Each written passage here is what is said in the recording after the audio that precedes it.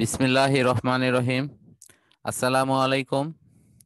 প্রিয় শিক্ষার্থীরা, আশা করছি পরম করুণাময় আল্লাহ তাআলার রহমতে তোমরা যে যেখানে আছো ভালো আছো। আজ আমাদের প্রতিষ্ঠানের অনলাইন শিক্ষা কার্যক্রমের অংশ হিসেবে আমি পদার্থবিজ্ঞান নবম শ্রেণীর ষষ্ঠ অধ্যায়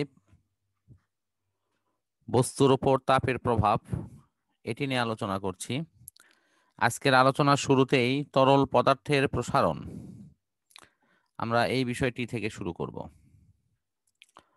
তরল পদার্থের দৈর্ঘ্য ক্ষেত্রফল বলে কিছু নাই, এটার সুনির্দিষ্ট আয়তন আছে। এটিকে যে পাত্রে রাখা হয় এটি সেই পাত্রের আকারই ধারণ করে। আমাদেরকে এই তরল পদার্থ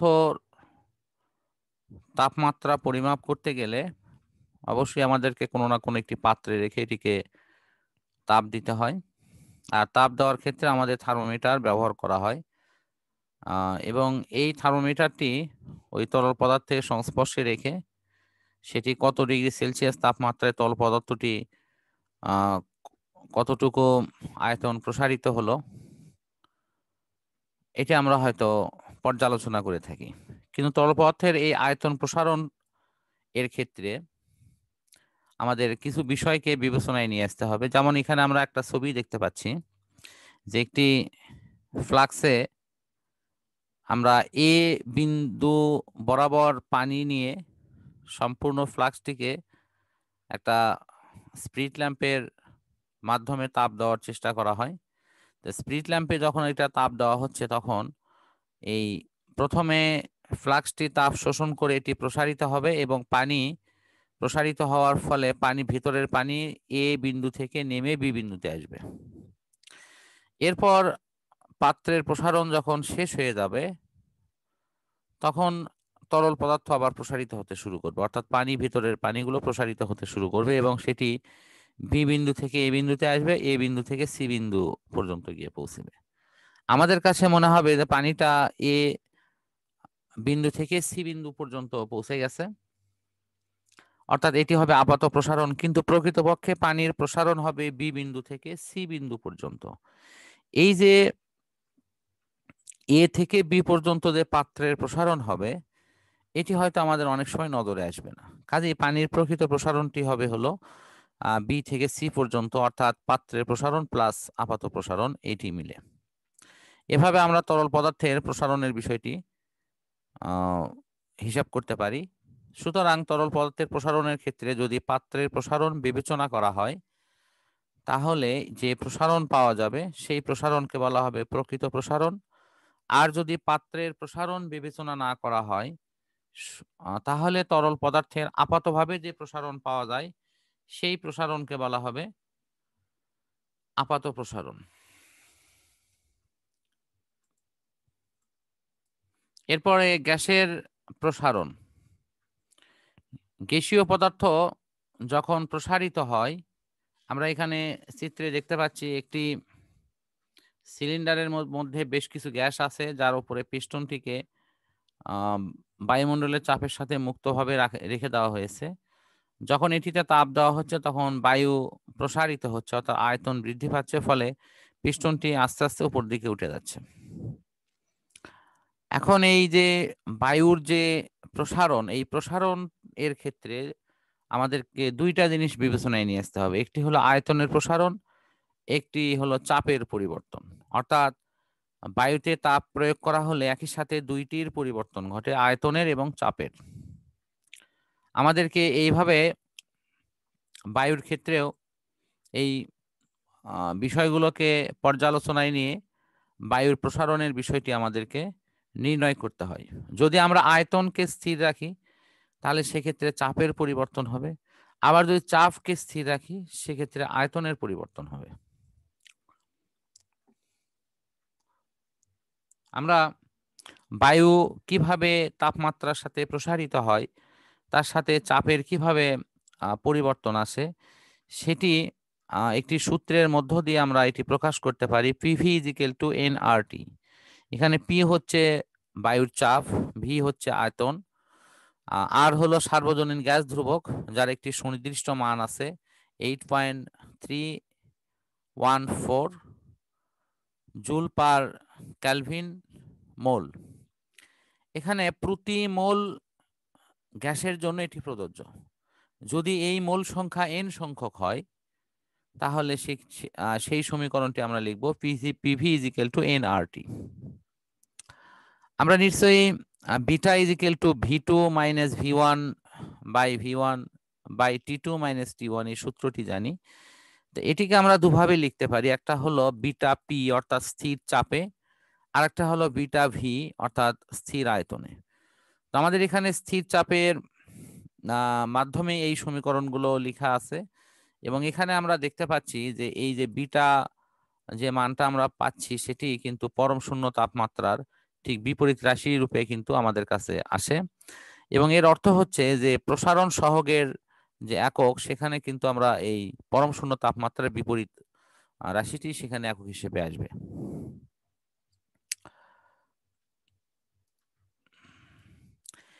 পদার্থের অবস্থা পরিবর্তনে তাপের প্রভাব। আমরা ইতিপূর্বের যে আলোচনাগুলো করেছি সেখানে দেখা গেছে যে পদার্থতে তাপ প্রয়োগ করা হলে এর দৈর্ঘ্য, এর প্রস্থ, এর উচ্চতা নানা দিকে পরিবর্তন হয়েছে। দৈর্ঘ্য বরাবর হইলে দৈর্ঘ্য প্রসারণ সহক, দৈর্ঘ্য আর প্রস্থ বরাবর হইলে সেখানে ক্ষেত্র প্রসারণ সহক, আর দৈর্ঘ্য, প্রস্থ, উচ্চতা তিনটি যদি প্রসারিত হয় তাহলে সেক্ষেত্রে আমরা আয়তন প্রসারণ সহক হিসেবে আমরা পড়েছি। এখন আমরা দেখব যে এই প্রসারণের পাশাপাশি পদার্থের আর কি কি পরিবর্তন হয়, অর্থাৎ তাপ প্রয়োগের ফলে পদার্থের কি কি পরিবর্তন আসে। সেই পরিবর্তনের মধ্যে এখানে অন্যতম প্রধান একটি আলোচনায় দেওয়া আছে, সেটি হচ্ছে অবস্থার পরিবর্তন। পদার্থতে তাপ প্রয়োগ করা হলে তার অবস্থার পরিবর্তন হয়। আমরা অতি সহজেই এটি অনেক সময়ই লক্ষ্য করে থাকব। আমাদের রান্না করার সময় যখন আমরা পানিকে উত্তপ্ত করি, যখন এটি ফুটতে থাকে অর্থাৎ স্ফুটনাঙ্কে পৌঁছে যখন এটি বাষ্প হয়ে যায়, তখন আমরা অনায়াসেই দেখতে পাই পাত্রের পানি ক্রমান্বয়ে কমে যাচ্ছে এবং বাষ্প আকারে সেটি উড়ে যাচ্ছে। সুতরাং আমরা এখানে দেখতে পাচ্ছি যে তাপ প্রয়োগের ফলে পানি তার তরল অবস্থা থেকে বায়বীয় অবস্থায় রূপান্তরিত হচ্ছে। এখন আমরা দেখব এই বিষয়টি আসলে আমাদের কি কি সুনির্দিষ্ট নিয়ম মেনে চলে। এখানে কিছু সুনির্দিষ্ট নিয়ম অবশ্যই মেনে চলে। সেটি হচ্ছে কোনো পদার্থে যখন তাপ প্রয়োগ করা হয় এবং এই সময় যদি ওই পদার্থের অবস্থার পরিবর্তন হয় তাহলে ওই সময় তাপমাত্রার কোনো পরিবর্তন হবে না। আমরা উদাহরণ হিসেবে বলতে পারি 0°C তাপমাত্রার বরফকে যখন আমরা তাপ দেব তখন শুধু তার অবস্থার পরিবর্তন হবে, অর্থাৎ 0°C তাপমাত্রার পানিতে পরিণত হবে, কিন্তু তাপমাত্রা কোনো ক্রমেই বাড়বে না। সমস্ত বরফ গলে যখন পানি হয়ে যাবে 0°C তাপমাত্রার, এরপর ওই পানির তাপমাত্রা আবার তাপ পাওয়া সাপেক্ষে ক্রমান্বয়ে বৃদ্ধি পেয়ে 1 থেকে 2, 2 থেকে 3 ডিগ্রি হয়ে শেষ পর্যন্ত 100°C পৌঁছে। তারপর যখন এই পানিতে তাপ আমরা অব্যাহত রাখি তাহলে দেখা যাবে যে এই পানির স্ফুটনাঙ্ক 100°তে পৌঁছার পর এটি বাষ্প হওয়া শুরু করবে, অর্থাৎ পানিটা ফুটতে থাকবে। আর এই তাপমাত্রায় পানি যেহেতু ফোটে সেজন্য এই তাপমাত্রাকে বলা হয় পানির স্ফুটনাঙ্ক। এখন এই সময় পানি তার সুপ্ত তাপ গ্রহণ করবে এবং সে বাষ্প হয়ে উড়ে যাবে। বরফের ক্ষেত্রে যেরকম সুপ্ত তাপ গ্রহণ করে বরফ গলে তরলে রূপান্তর হয়েছে, ঠিক পানিও ঠিক ঠিক তেমনই 100°C তাপমাত্রায় সুপ্ত তাপ গ্রহণ করে সে বাষ্প হয়ে উড়ে যাবে। সুতরাং এই ক্ষেত্রে অবস্থা পরিবর্তনের সময় পানির কোনোভাবেই তাপমাত্রার পরিবর্তন হবে না। সমস্ত পানি ফুটে বাষ্প হয়ে যাওয়া পর্যন্ত সেই পানির তাপমাত্রা বা ওই তরলের তাপমাত্রা 100°C থাকবে। আমরা এটি লেখচিত্রের মাধ্যমে এটি উপস্থাপন করতে পারি যে বরফের তাপমাত্রা হয়তো -10°C ছিল, সেটি তাপ প্রয়োগের ফলে তাপমাত্রা বৃদ্ধি পেয়ে যখন 0°C হলো তখন এই বরফটি গলা শুরু করলো। লেখচিত্রে কিন্তু সেটি দেখানো হয়েছে যে 0° পর্যন্ত বরফ গলে যাচ্ছে, এক্ষেত্রে তাপমাত্রা বাড়ছে না। তারপর তাপ প্রয়োগ করা যদি অব্যাহত রাখা হয় তাহলে বরফের তাপমাত্রা 1 থেকে 2, 2 থেকে 3 এভাবে বৃদ্ধি পেয়ে ক্রমান্বয়ে 100 ডিগ্রি সেলসিয়াস তাপমাত্রার অর্থাৎ ওখানে যে বরফ গলা পানি হলো সেটি 100 ডিগ্রি সেলসিয়াস তাপমাত্রার পানিতে রূপান্তর হবে। এই যে পানিতে যে পরিণত হলো এই তরল পানি 100 ডিগ্রিতে পৌঁছার পর তারপর আবার ফুটতে থাকবে, সেটি স্ফুটনাঙ্কে পৌঁছে দেওয়ার ফলে ফুটতে থাকবে। এবং এই স্ফুটনরত অবস্থায় পানির তাপমাত্রা 100 ডিগ্রি থেকে কোনো ক্রমেই কিছুই বাড়বে না, 100 ডিগ্রিতে থাকবে এবং তাপ সমস্ত পানি যখন ফুটে বাষ্প হয়ে যাবে তারপরে তার তাপমাত্রা আবার ক্রমান্বয়ে 101, 102 এভাবে বৃদ্ধি পেতে থাকবে। অর্থাৎ আমরা এটি বুঝতে পারছি যে তাপ প্রয়োগের ফলে বস্তুর অবস্থার পরিবর্তন যখন হয় তখন তাপমাত্রার কোনো পরিবর্তন হয় না।